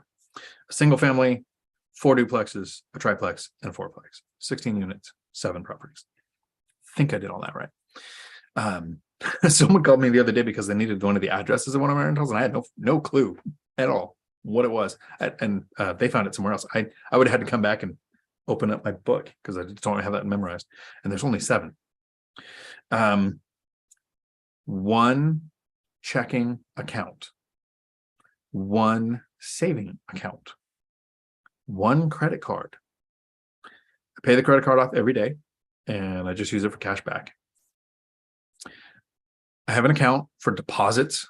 So technically it's a saving account, but it's not mine. That money is the tenants, and they're supposed to be paid the interest, which is luckily for me very easy to calculate because it's almost 0. It's like 0.02% or something. But that's it. No LLCs, no convoluted. Everything's all mixed. All my expenses go in. All the business expenses go in. We can make this as simple or as complicated as you want. There are people who make an account for every rental and a deposit for every rental, a separate account for each one. I have 1 deposit account, 1 deposits account. As simple as possible. If you have a LLC, don't do that. Do not commingle finances. Joseph, howdy. All-nighter hider. If our individual duty to learn how to pay as little as possible in taxes, I don't remember if it was a U.S. judge or president that said that. I think it was the lumberjack landlord who said, anytime you want, you can overpay in taxes. You can write a donation to the IRS anytime you want. Don't hate the person for paying $0 in taxes. So that ends the quote from lumberjack before that. But they're just using the system right. It was in a Rich Dad radio show on YouTube. There's a channel, I think it's called Rich Dad Radio. There was 4 people talking, and the third guy to talk said a couple things. I took notes on. It was great. The first one was a really good definition of why we like debt on real estate and not debt on like crypto or stocks or something like that. But he also talked about the 4 years of tax returns that Trump put out. And that for 3 of those years, Trump paid nothing in taxes. And 1 year he paid $700 and something in taxes. And this guy on the Rich Dad Radio said, if you're Trump and you have a year where you pay $700 and something in taxes, you fire that CPA. Because our system is designed to incentivize investing. And if you're investing, that was the year the CPA messed up. Don't know any of the numbers on why he paid taxes or if that CPA did it right or wrong or whatever, but I just like the opinion of, if you are an investor and you're using the system right, you shouldn't be paying taxes. And if you are, and you're using the system right, imagine how much money you're making to get to the point where you're paying taxes. Heinemann family, howdy. I work in the school system, so I have no alarm clock during the summer. You are absolutely right that not having one is underrated. Yep, no, love it. There's a lot of kids in my family, but I have a brother and his spouse that are both, he is an ag mechanics teacher and she's an ag science teacher. And apparently ag works year round. So I had a very sad, depressing conversation with them about a year ago, maybe a little less than that. But I was talking to them, and I'm an anomaly to them. They just don't understand me at all, which I totally get. But they were explaining to me, they're about the same as a couple years younger, I think. They were saying, if everything goes perfect, they went right from high school to college to teaching. They've been teaching for 28, 29 years, something like that. They were like, if everything goes perfect, so meaning nothing goes wrong, they will be able to retire at 65. Ugh. Dividend Dave, avoiding taxes is an art. Real estate is the brush and canvas. I like it. There is a big difference between avoiding taxes and evading taxes. Moy, howdy. Does depreciation begin once you acquire the house building, or is it once someone starts living in it? It doesn't work on where you live. So if it's a primary house that you're going to live in, you don't do depreciation. And it even becomes a little more convoluted, which is why we hire a CPA. If you live in a duplex, 50% of it is depreciated. I live in a fourplex, 75% of this is depreciated, right? So so your primary is not depreciated. And I believe for depreciation to work, it has to be being used as a rental, but I would ask your CPA because I don't know that for sure. Here's really quick why I like the live streams. I like the idea of questions coming in that an investor who's reached financial freedom and who is not the smartest, with top of mind awareness, can answer. If somebody asks, what is yield? How do you pick a market? How do you screen a tenant? All of these things are in my head and I can just spit them out. If it came down to a tax thing like that, I would have to do the same research that you would, either Google, CPA, conversation, emails back and forth. Because how to pick a market, let me know where to look. How to calculate the yield, let me know which deals to look at. How to screen a tenant lets me know that I want different types of tenants and what kind of tenant would I have in a property, so that I can make like literally snap decisions, seconds to decide if I want to look at a property deeper. The tax stuff like that, I haven't really thought of, right? So it's not top of mind awareness, but it does tell me that that's something that I could research to know better. But Lumberjack says it's on purchase. There you go. Nice. Dividend Dave. Depreciation starts when it becomes a rental. Just got quoted a 6.5% on your next deal, Michelle. Nice. So yeah, that's kind of where the rates are, especially if it's going to be an investment. And remember, that's part of the equation. What are the rents? What are the expenses? What's the, all of the income that you're going to make, whatever types of income there are from the property. What are your expenses? What kind of yield will you expect? Naylor, howdy. Can you have multiple HELOCs open on different properties at the same time? Yes. And a lot of lenders will say, we only do HELOCs on your primary. That's the lender that does it on your primary. Find lenders that do it on rentals. It's basically a loan on an asset. But anytime we talk about HELOCs, refinancing, selling to 1031, using equity, which is creating debt on an asset or selling an asset, the first question is, do you have a place to deploy the funds that would get you a return that's good enough to justify the purchase of the new asset and the debt on the existing asset? So yes, you can have multiple HELOCs. Lending fear changes often. Lending restrictions change often. So, I mean, there might be times where they're just not doing HELOCs at all. And sometimes lenders will do it on rentals and then the next month they won't. So lender shop and remember that what a lender tells you this week is going to be totally different than what they're going to tell you in 2 weeks because their products change too. Michelle, so hopefully at some point it will be lower so I can refi and improve cash flow, or binder strategy to increase cash flow. Add restrooms or bedrooms to property to increase cash flow.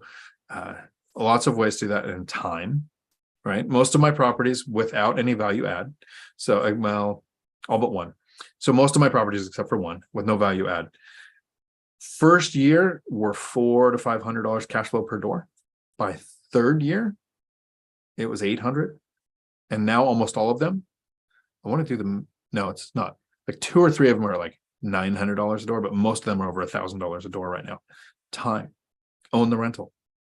And that's, you can recycle capital. You can take out a home equity line of credit, like the previous question. You can sell, you can 1031, you can do all those kind of things, but that reduces cash flow, increases unit count. So if you recycle capital, you are going to grow faster. If you don't, and you recycle cash flow and you add units, you're going to increase cash flow per unit. So depending on what your goal is, do you want a big portfolio or do you want the most amount of cash flow from the least amount of units? So depending on your goal, we'll tell you which way to go.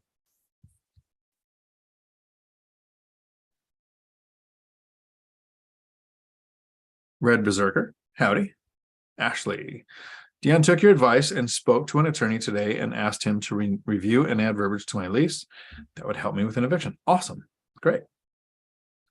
I learned it from my brother, so hope it helps you. Eldon, what kind of audiobooks do you listen to? So I have a rotation of Audible. I am an Audible listener where there are, so queued up right now is a Game of Thrones book that I listen to go to sleep. Where's my library? So 604 titles in my Audible account. I have 13 credits available right now. So 1/3 of my Audible listening is real estate education. So the book One Rental at a Time, which I didn't like the narrator of. So I narrated the second book for Zuber, and I'm narrating the One Rental at a Time again. Most of the BiggerPockets books, and then I'll have about 1/3 of the time, which is finance books. So Rich Dad Poor Dad books that are more mindset than action, and Richest Man in Babylon, Cash Flow, Think and Grow Rich, like all of the kind of money book mindset books. And then 1/3 is fantasy.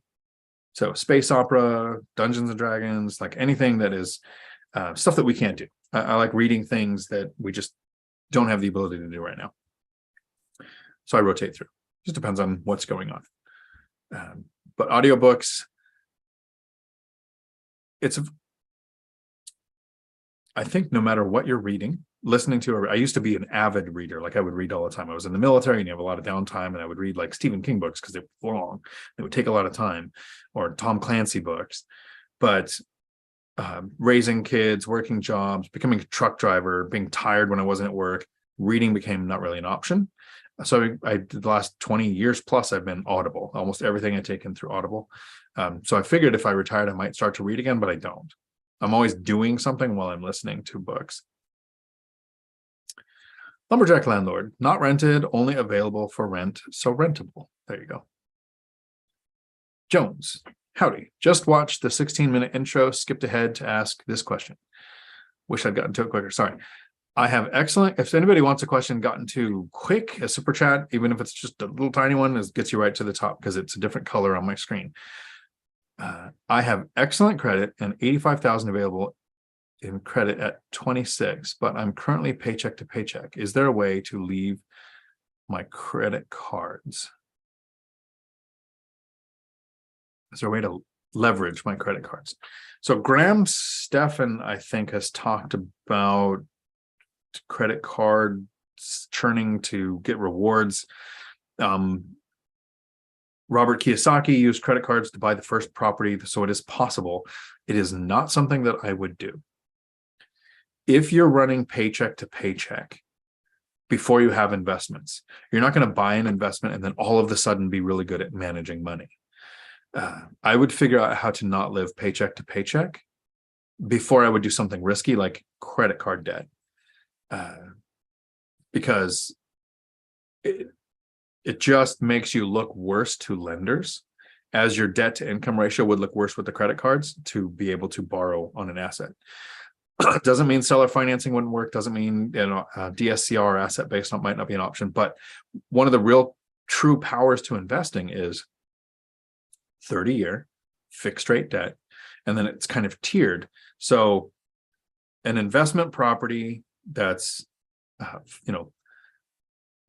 more 2 to 4 units is going to be a certain interest rate. If it's a single family, it would be less. If you owner occupied, it would be less. If you get that small multifamily and owner occupied, it's less. So you get the better interest rate on conventional loans, and you can get up to 10 in your name, 20 if you're married, and if you do 10 in each name. So you have like the best lending options there for investing. And if you're living paycheck to paycheck and you're going to use credit, your debt to income ratio is not going to look good. So to me, the steps to getting started might not be what you want to hear, Jones. It's learn to save, which means it doesn't mean eliminate expenses. That's part of it. How can you increase your income? What kind of side hustles can you do? How many hours a week are you working? Could you do another job? Could you, the income snowball comes from having assets, but you got to get to the point where you can buy the assets first. So can you house hack? There are people who house hack who never own a property in their entire life. They just call it roommates, right? Reducing or eliminating your largest expense, which is usually housing. So are you in a roommate situation? Could you improve your living situation as far as expenses go? So you probably could leverage credit cards to do this. It's not the method I would recommend.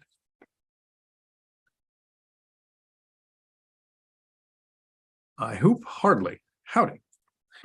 I'm in Florida, and it's tough finding a good house hack deal with a multifamily. That's what I really desire to do. But I may also have the option to go directly into investing with 20%. Cool. Almost every time somebody tells me that there's not a lot of small multifamily in the area, the first question is, how are you looking? They're not going to be on Zillow, and they're not going to be on Redfin. The deals that I've purchased showed up on Redfin or Zillow months later after closing as pending, right? So I wouldn't use those. I would want multiple agents, at least 3, to have auto searches set up on the MLS, sending you all the MLS searches in your footprint of where you want to invest. And small multifamily isn't how they're going to list it. You can't control what the listing agent is going to call it.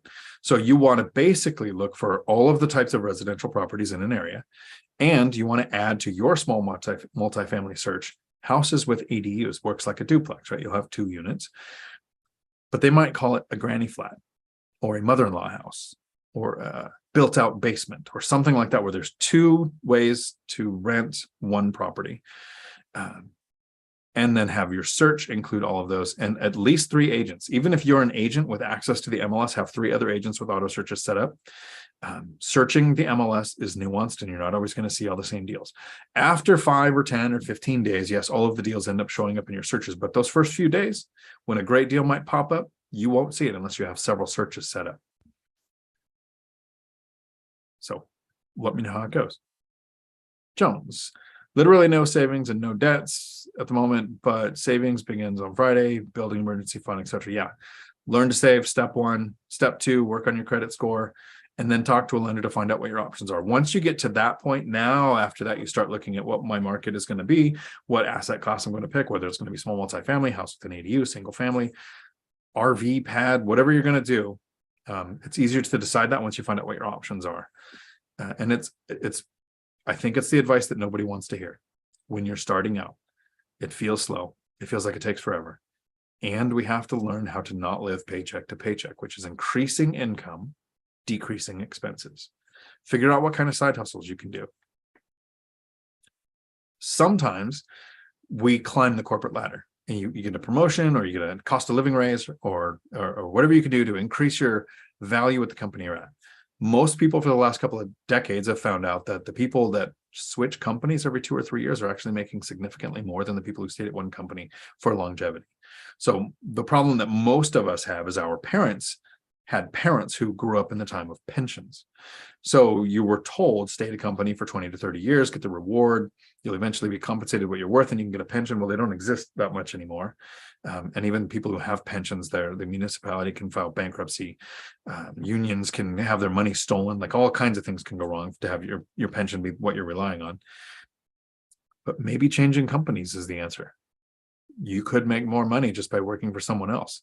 And yes, loyalty is a thing, and your first company can keep you by paying you more than the competitor, but they're not going to offer to do that. We had a person at the truck driving school I was at who's actually complained to me because she asked me, how come you never gave me a raise, right? I quit, she quits, and they bring her back with a significant raise. So I was like, well, you quit. That's how you got the raise, right? That could be what it takes in your case. How can you make more money and spend less? Why? My brother has a house that has been vacant for 4 to 5 years, which is why I was wondering about depreciation. Thanks. Nice. There you go. Angelina, howdy. I hope hardly down on a small duplex and inherit tenants. This would be my first property. What would you do? Continue to search for that house hack until you get it, or at some point just pay for a rental property? I would, if you can buy a rental property, you can do the 20%, like you said at the first part of your question. But if you can get into the house hack, like when I purchased this fourplex, I did cash for keys to get one of the tenants out, so I could owner occupy. Remember, you must intend to occupy. If you can get the tenants out, great. If you can't, that lender really wouldn't have had the leg to stand on if the tenant had a lease in place. So if your tenants are month to month, you can do it. Hey, you're not going to renew, and check your local area. In our area, I think it's 90 days. If you intend to occupy, the tenants have to be out. So you have a lot of options. I would focus on at least getting one house hack going and then finding a rental. But that was me. It just worked out a lot better that way. Technically, everything I just said was wrong. I owned a house and I moved into an apartment to rent the house out to get rental income on my tax returns. So maybe buying the rental would help, but if you could buy a house hack, you're also going to be getting rental income on your tax returns. So yeah, I'm trying to think. In your case, you have the option for both. Which is the best deal that you see that pops up first? That's probably the one you pursue. Kind of like I've explained a few times, my version of dollar cost averaging. Some people buy stocks with this formula where they take a set amount of money, and every week or paycheck or month they buy a certain amount of stocks, and usually an index fund or diversified. And the way I do that in real estate is I'm saving, working on credit, and talking to lenders to find out what my options are, and I have my searches set up. But I'm not saying I'm going to buy in 6 months when I think rates go up or down. I'm not going to buy in 6 months when prices go up or down. I am hunting every day. And when the right deal pops up, I buy it. That's my version of dollar cost averaging. I'm not waiting for anything specific in the market, and I'm not timing it. I'm looking for the right deal. When I find the best deal, I buy it. So if you found a deal that would make sense as a rental, but you can't house hack, and you found it and the return would be good, maybe that's what you do first. Evolve properties. Howdy. You just get depreciation when the property goes into service. Okay, so it's going to be talked to a CPA to figure out which one of those is true.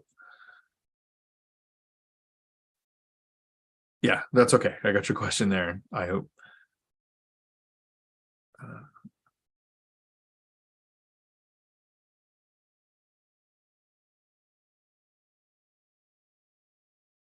Consider the logic. Howdy. Using conditional acceptance on his kids. Exactly. Yeah, the will actually has conditional stuff in it too. Chester. House hacking is unofficially the 9th wonder of the modern world, after the 7 regular wonders of the world and compound interest. Exactly. REI Stoners. Howdy. Finally made it. What's up, everyone? I applied a lead position at my job today that pays $2 more bucks an hour. Wish me luck. Good luck. And let's work on getting you to a point where you don't need it. But getting it is how you get to where you don't need it. So good luck. Chester, good luck. John. Chester, completely agree. House hacking really is the best way to increase income. I think it has a huge impact. And the resistance I see is often because people say, well, I can't do it here. I'm in a high cost of living area. That's where it matters. Like, that's where you should be doing it. Chester, the only thing about stock gains, they aren't inflation indexed or part of an asset class, which is tax advantaged benefits depreciation. True. All-nighter hider, and someone else does pay for the stocks. Doesn't pay for the stocks. Exactly. That's the part of the definition of good debt is an debt on an asset that pays you more than the debt costs, and someone else pays the debt off. Jones, $200 a call, 1.5 hour call at the end of the year. You donate half the money to one of us or a real struggle person as a new investor help fund. Pick someone that's close to their goal. Nice. Zumba dance. Okay, so there you go. Yeah, it's still too much like a job, Jones. And so I feel kind of bad. I was doing a live stream 2 months ago, probably. I had Beth Traverso and I think Millennial Mike on. A couple of people bounced in and out of the video. And Zuber doesn't really watch my lives very often because I do them in the evening. You know, he's more of a morning person. And randomly, he was actually watching that live. And I talked about, and I was very vague, and I said, I've got this friend who kind of really, teaches people about financial freedom, but he turned it into a job 7 days a week. He does like 5 hours a day where he does 7 or 8 videos and he puts them out, and it's really helping a lot of people, but he turned his life into a job. I don't want to do that. So 3 videos a week, a couple giving away phone calls or something. Sure, get totally on board with that. My financial freedom is then still helping people. So he stopped doing his stuff on Friday and Saturday. So it's my fault that we don't have daily updates on Friday or Saturday. I feel a bit about that, but I'm glad that he's earning his time off or enjoying this well-earned time off. And it's funny, Jones, that the hour call for 200 when you make money by selling your life sounds like a lot, right? But I'm going to make, so I have 16 rentals this month in November. So talk in November, I had 2 text messages, and I think I had an email.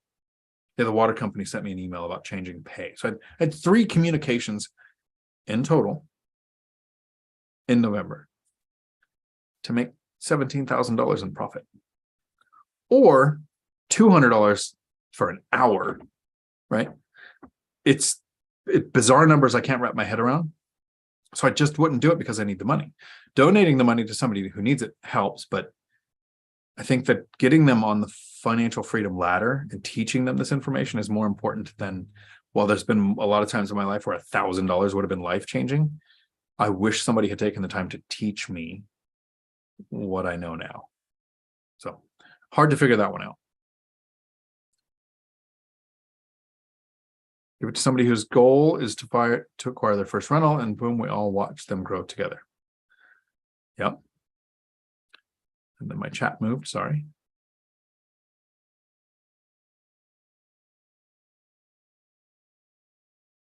Lex Lauren, howdy. Cindy, howdy. Yeah, I can't put it into words. I actually look forward to, not because of peer pressure, lumberjack landlord into retiring, but I look forward to like 3 or 4 months after he retired. I want to know what his opinion is of when he thinks he should retire, because he's like me. So is Zuber. I started, my first job was when I was 8. Me and my mom worked in the onion fields together. And I've pretty much never gone without work since. I think 9 days off between getting laid off at the police department and getting my first driving job after returning to the workforce. Up until 2018 was the most I'd ever gone in my life without work. And then in 2018, I started taking 1-month vacations. So these last, it's almost 6 months now, right? So in January, it will be 6 months. Or eye-opening. Very different world. All-nighter hider. They don't want people in monkey suits getting drain holes put in them, right? The Yoder. Howdy. Howdy, late to the class. DIY landlord had to replace smoke detectors and filter in furnace. Someday I will have it Dion's way.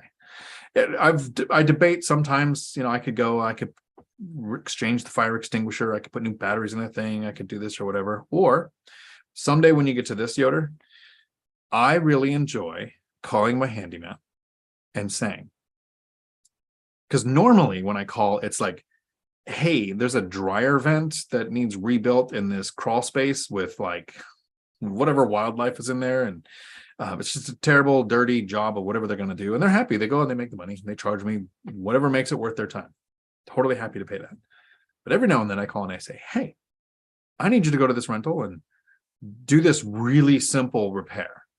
And they still are going to charge the trip fee to go out there, the amount of time that they're there, on a very easy job.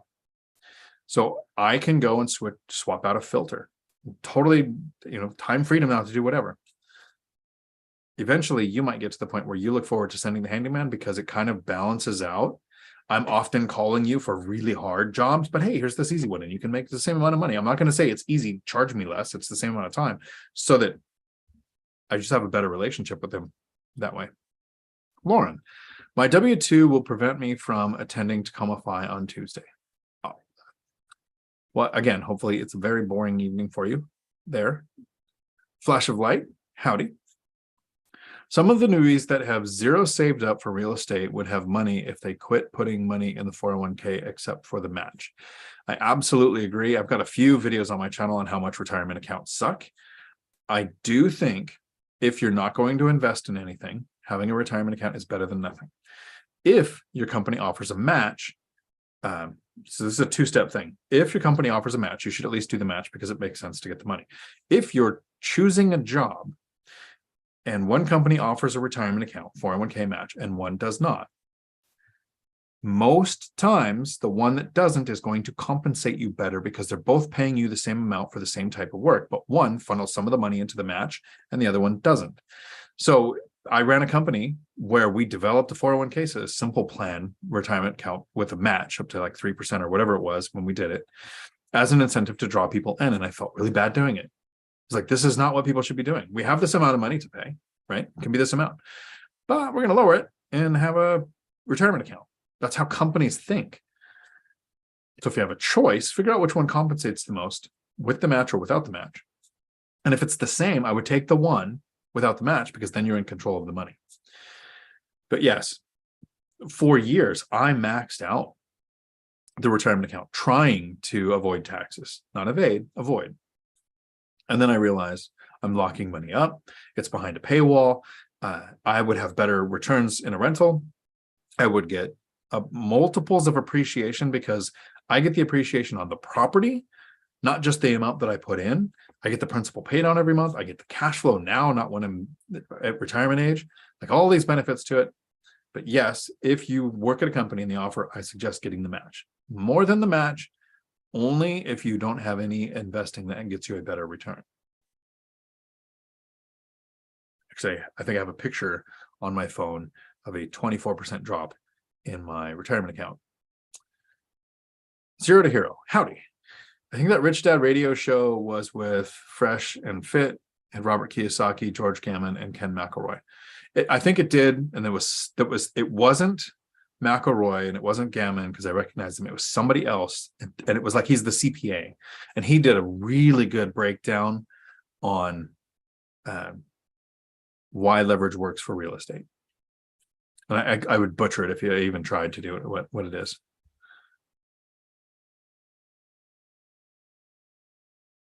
Michelle, the property is vacant in your movie there. It has 2 ADUs that will be rented. Nice. Wombat Striker. Let you all think I'm here only to rain on the rental parade. I just emailed Dion recently for input on incorporating rentals into my portfolio. Also, I am not only here to mention stocks, and I have no problem with mentioning stocks. I think that there are people who are growing a business, like all-nighter hider, being self-employed. That is a version of financial freedom. You are in control of your income. Stocks, real estate, doesn't matter what the asset class. There are people that who invested in crypto up until the last couple of months. I would have thought, well, they must know what they're doing. I don't think one asset class is better than another. I think, especially in a case like yours, if you're heavily invested in stocks, can you also house hack? Can you diversify into rentals once you have a stock portfolio of a certain amount? At some point, if my portfolio in rentals was enough, I might take money and put it into stocks. I don't think it'll ever happen, but it's entirely possible. Dividend Dave. Only use credit cards on things you know you can pay off completely right away. Good advice. All-nighter hider.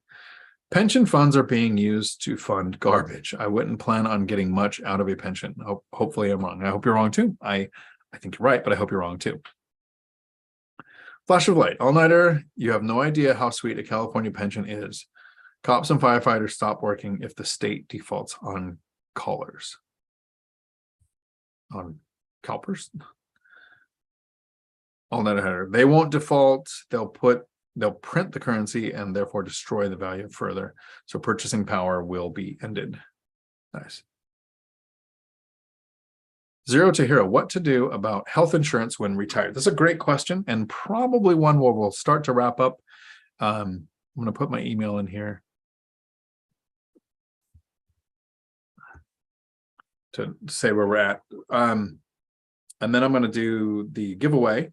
So right after my email, anybody who types in your favorite mythical character, I will roll my dice and pick somebody who either gets the Audiobook if they want, or the 1 hour Zoom call. So after that email, any comment that comes in the next 5 minutes, in 5 minutes, so at 5:51 Pacific, I will roll the dice, giving you 5 minutes to get a comment in of your favorite mythical character. You get to choose an Audiobook or an hour Zoom call with me, where I will not give financial advice, but I will explain what I would do in a situation like yours. Health insurance when you retire. A lot of people think that when they retire, their expenses go up. So they think, and I did the same, I use the 4X rule. So if I needed $4,000 a month to live my current lifestyle, then I waited until I had over $16,000 a month coming in without having to sell my life 1 hour at a time. And then I just would have felt silly continuing to work because I had 4 times what I needed to live in an appreciating asset with increasing cash flow that is hedged against inflation. Like all of these things that made my asset class the one I wanted to use. Your expenses go down on most things. Healthcare is an exception. You're not commuting. You can be very selective with the restaurants you go to or the time to prepare or shop for your food. You can,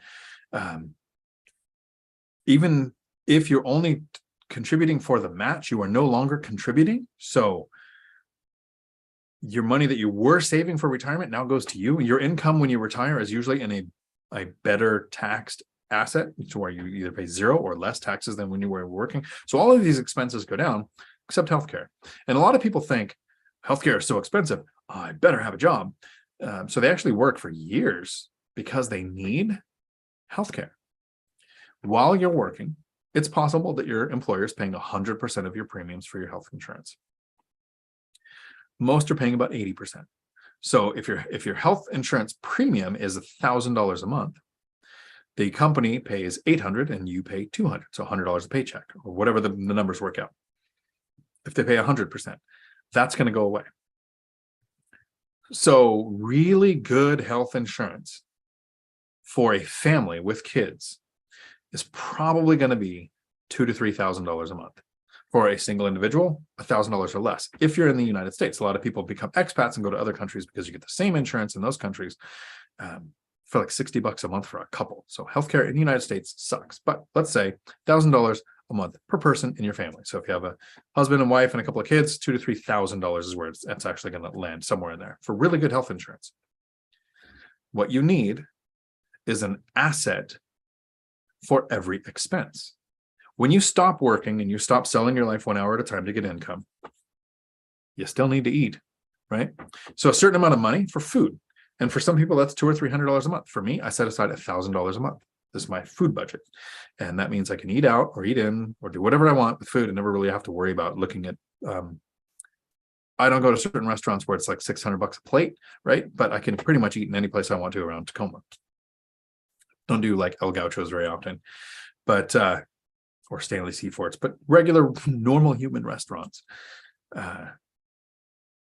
An asset for every expense. I have a duplex that is now producing about $2,000. That's like $1,800. And it's the one that's not $1,000 a unit.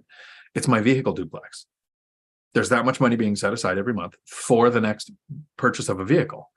I don't know if it's going to be another truck or someday I become the weird person that buys an RV and I'd be that person. I don't think that'll happen either. But healthcare is an expense. Have a duplex or a triplex or a dividend stock portfolio or part of the 4% rule that covers the expense of you covering the full insurance that your employer was covering. There are some, I don't want to say religious groups, but I think they're kind of church related, where people group together to get better rates. Here's the really great thing about, so why passive investing with real estate to me is a little bit better than stocks for me. Okay, this is just for me, not for everybody else. So Wombat, do your thing. I had last year 128,000 in profit, this year 203. So mind-blowing numbers. $203,000 in profit this year. But write-offs and depreciation, I'm carrying, and I'm not going to pay any taxes. It's going to look like I had zero income for taxes. For lending, they'll take out depreciation and I'll look great for next year to buy the next property or the next month or whatever, right? But actually, no, next month is next year. For Obamacare, it looks like I make $0.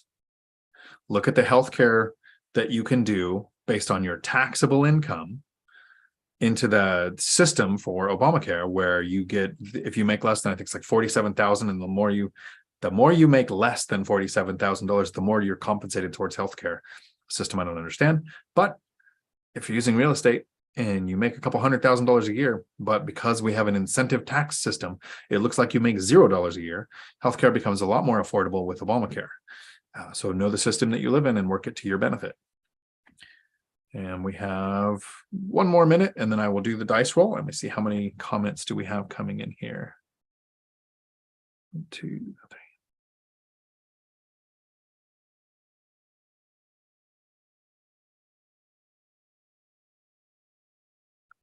22.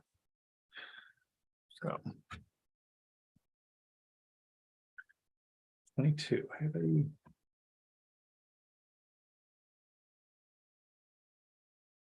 Trying to figure out which dice I would use to do that. I'm going to wait another minute in case any more come in.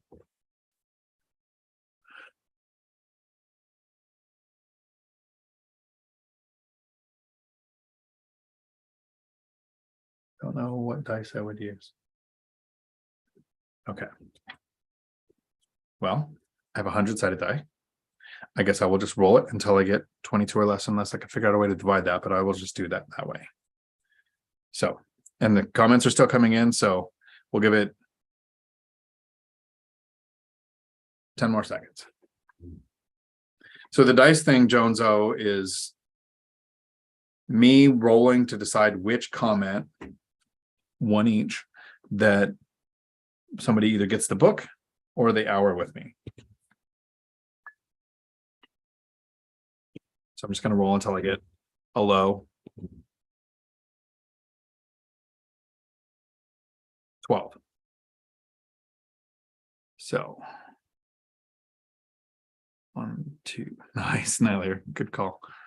2, 3, 4, 5, 6, 7, 8, 9, 10, 11, 12. Phil Nealand coming in with a griffin.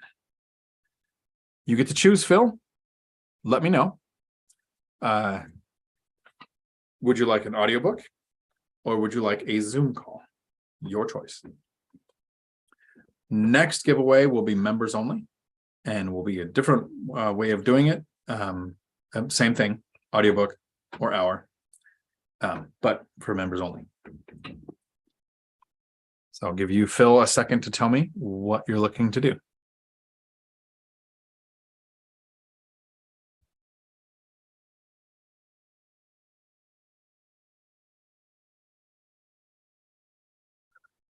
Yeah, Wombat, no, it totally makes sense. And I'm a little facetious when I make jokes, but I'm serious. Invest in the asset class that excites you. The one that, gets your blood boiling, because you're going to run into challenges. With stocks, you're going to have a bear market. With real estate, you're going to have an eviction, a tenant not paying, a lawsuit, or whatever is going to happen. All these things that could happen, right? If you're not excited by it, and you're just kind of laissez-faire, and you just put a little bit of money in there, you're going to stop at the first big challenge. But if you look at stocks and you think this is really passive and I can do this, and yeah, it's a good bear market, but I'm investing long term and over decades, it's always this much of a return. Great. With real estate, I know the problems are going to come. I know I'm going to have the challenges. 2 hours a month, for a couple $100,000 in income sure beats 50 to 60 hours a week that I've worked in most jobs where I made less than $50,000 a year. So Phil, Zoom call. Okay, cool. So Phil, you've email me again, and we'll set up that Zoom call, and we'll pick a date and time that works, and it will be, about an hour or so. What were the questions? I think I sent, I'll send you an email with some kind of questions to prepare you with, and this is your hour. So you want to come in and talk, I don't know, whatever you want to talk about. But if you want to talk about finances, I'll have some kind of baseline questions to throw at you. So cool. Howdy, Scott. You showed up just in time for the live stream to closing down. I want to say thank you to everybody who comes to these. I appreciate it. Work is optional after a period of time of working. And it seems like no one believes you. Like, I've got people that talk to me, friends that I've known for 5 to 10 years. And I've said, one reached out the other day about getting a driver for their company because I was the president of a CDL school. And I said, hey, let me connect you with a new president. I've retired. 20-minute conversation with them trying to say, no, I didn't get fired. I know I'm not doing something else. Here's how I did it. Still doesn't believe me. Still thinks I lost the job for something else. And I'm like, I get it. That guy doesn't know I have a YouTube channel and I don't share all that kind of stuff. And they didn't see the transition. If you were watching any of my content in the last year, I think like Julie Anderson, she would literally go, yeah, I could tell you we're going to retire. Because I started doing videos where I took out the whiteboard and I was like, okay, here's the cash flow. This is how much I make per month. And I want to break it down. If I worked 40 hours a week, I made like $80 an hour. If I work every day, it was like $19 an hour for 24 hours a day. And I was looking at that going, why am I working? Right. So like if you were watching my content, you knew retirement was coming. But for the people who worked around me and knew me at the CDL school, none of them had a clue. Like it was a shock to everyone when I said, hey, I've had a great day. Today went really well. I quit. So anybody who picks the book as the shade, is a fool, no shade is Uber, but the book is $30 and an hour at the ounce time is worth hundreds of dollars. I'm offering the both, whatever people wanted. So it is all good. Thank you all so much. This Friday, I am doing a random, not so random midday live stream where I will have Millennial Mike and Lumberjack Landlord on my channel. And we will do a REI Avengers version of us answering all your real estate questions during the day. If you work during the day, I'm sorry, maybe you can listen. If you can't, it'll be there for replay. But so anybody who has questions for the three of us, we will be doing that Friday. You guys have a week full of awesome. Until my next video, thanks for coming to my Dion Talk.